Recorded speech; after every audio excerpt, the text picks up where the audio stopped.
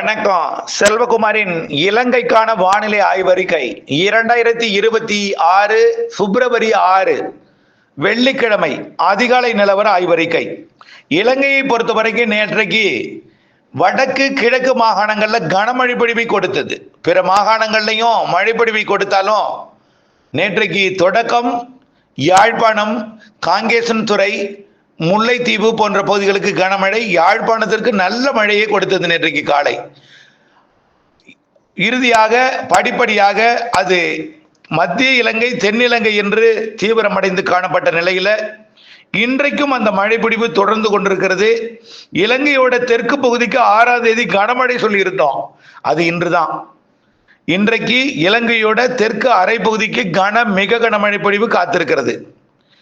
இப்பொழுது இலங்கையின் கடலோர பகுதிகளுக்கு கொடுத்து கொண்டிருக்கூடிய மழை படிப்படியாக இலங்கையின் தெற்கு உள்பகுதி யாழ்ப்பாணம், காங்கேசன்துறைக்கு இருக்காது, பெருசா தூறல் நனைக்கும் மழை தான் இருக்கும். இலங்கையோட வடக்கு பகுதி அனுராதபுரம் மற்றும் திரிகோணமலைக்கு தெற்கே உள்ள பகுதிகள் முல்லைத்தீவு வரைக்கும் இருக்கும். அதாவது யாழ்ப்பாணம், காங்கேசன்துறையை விட முல்லைத்தீவுக்கு லேசான மழை இருக்கும். முல்லைத்தீவை விட திரிகோணமலைக்கு தெற்கே மிதமான மழை இருக்கும். அதற்கு தெற்கே போக போக கண்டி மற்றும் அதன் சுற்றுவட்டார மலைப்பகுதிகள் எல்லாமே கனமழை காத்திருக்கிறது. இன்றைக்கு வெள்ளிக்கிழமை மதியம் மாலையில கனமழை காத்திருக்கு. இப்போ காலையில பெய்து கொண்டிருக்கக்கூடிய மழை படிப்படியாக பரப்பிலும் அளவிலும் அதிகரிக்கும். இன்றைக்கு மதியம் மாலையில ஒட்டுமொத்த இலங்கையே, அதாவது புத்தளம், அனுராதபுரம் மற்றும் திரிகோணமலை அதற்கு தெற்கே உள்ள எல்லா பகுதிக்குமே நல்ல மழை தான். கொழும்பு, கோட்டை, காலி, ஹம்மந்தோட்டா மற்றும் பனாமா, கல்முனை உள்ளே எல்லா மாகாணங்களுக்கும் மழை தான். அனுராதபுரத்திற்கு தெற்கே நல்ல மழைப்பொழிவு காத்திருக்கு.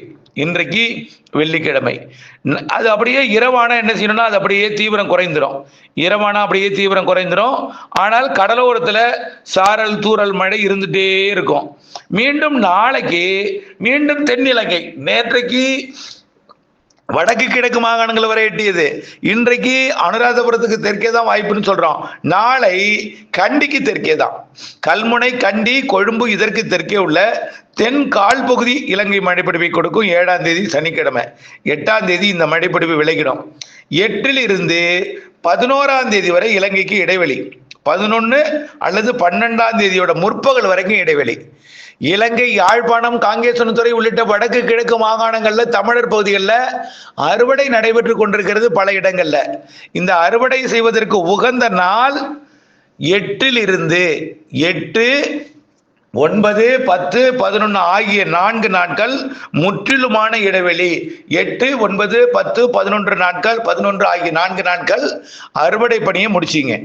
அடுத்தது 12ஆம் தேதி இலங்கையோட தென்கிழக்கு பகுதியில் தொடங்கும் மழை தெற்கு பகுதி, தெற்கு மத்திய பகுதி, கிழக்கு பகுதி என்று 12ஆம் தேதி முன்னேறி 13ஆம் தேதி வடக்கு கிழக்கு மாகாணங்களுக்கும் கொடுக்கும்.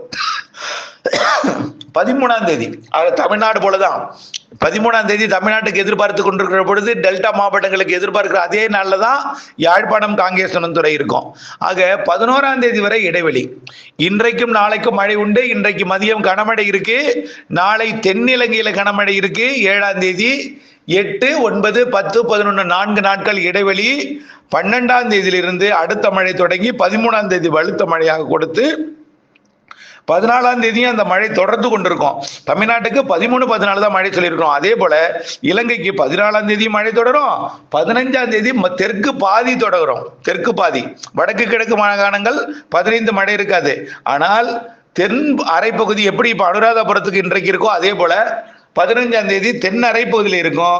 16ஆம் தேதி தென் கால் பகுதியில் இருக்கும். 17ல் இருந்து மீண்டும் இடைவெளி. அப்ப வடக்கு கிழக்கு மாகாணங்களுக்கு அடுத்த இடைவெளி எப்போ? 12, 13, 14க்கு மழைக்கு பிறகு 15ல் இருந்து வடக்கு கிழக்கு மாகாணங்கள் இடைவெளி. 15 கூட மழை இருக்கலாம் கிழக்கு மாகாணங்களுக்கு. வடக்கு மாகாணங்களுக்கு 15ல் இருந்து 22ஆம் தேதி வரை இடைவெளியா தான் தெரியுது. ஆனால் இடையில ஒரு 18ஆம் தேதி ஒரு நிகழ்வு இருக்கு. அது வந்தால் 18ஆம் தேதி மழை இருக்கும். அது வராம இன்னொரு நிகழ்வோட சேர்ந்து தீவிர நிகழ்வுன்னு சொல்லியிருக்கிறோங்க. ஏற்கனவே இந்திய வானிலை ஆய்வறிக்கையில் நாம தமிழ்நாடு குறித்த ஆய்வறிக்கையில் வழங்கி இருக்கிறோம். அதாவது தற்பொழுது தென்சின கடல்ல நீடித்து கொண்டிருக்கக்கூடிய காற்றழுத்த தாழ்வு நிலை அப்படியே பகுதியாகி சுமத்ரா தீவு வந்து காற்றழுத்த தாழ்வு பகுதியாக போகுது.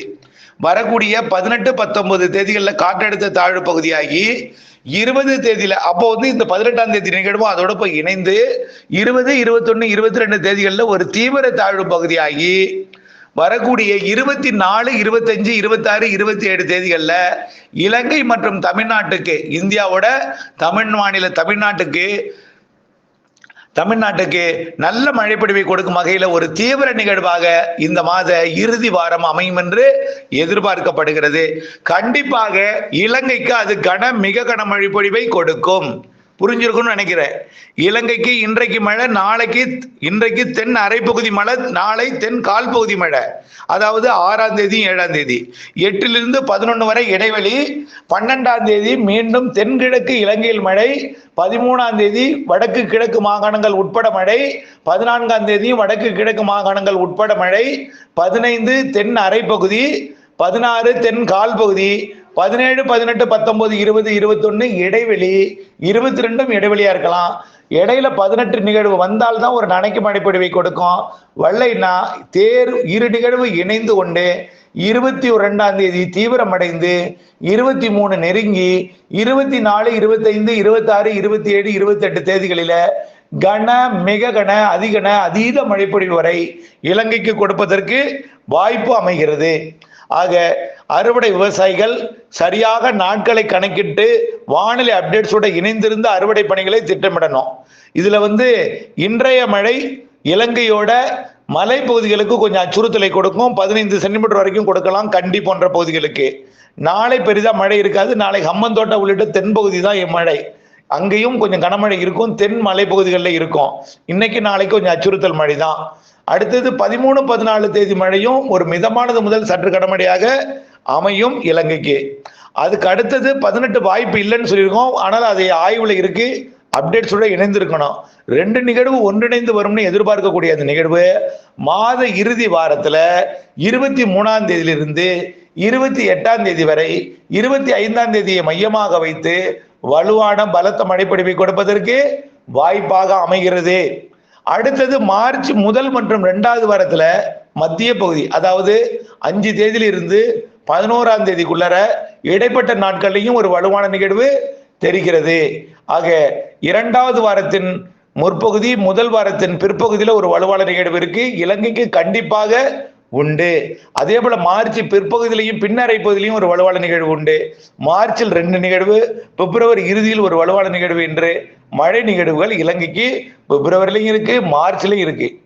கோடை மழைப்பொழிவை பொறுத்த வரைக்கும் இலங்கைக்கு கிழக்கு காற்று மற்றும் பல்வேறு நிகழ்வுகள் காரணமாக கோடையில வெயிலும் இருக்கும், மழையும் வலுவாக இருக்கும். இலங்கையை பொறுத்த வரைக்கும் கண்டிப்பாக இந்த ஆண்டு கோடை மழையும் இருக்கும், கோடை வெயிலும் சராசரி இருக்கும்னு ஏற்கனவே சொல்லியிருக்கிறோம். தொடர்ந்து வானிலை அப்டேட்ஸோட இணைந்திருந்து வானிலை இருந்து விவசாயம் செய்திட அன்போடு கேட்டுக்கொள்கிறேன். நன்றி.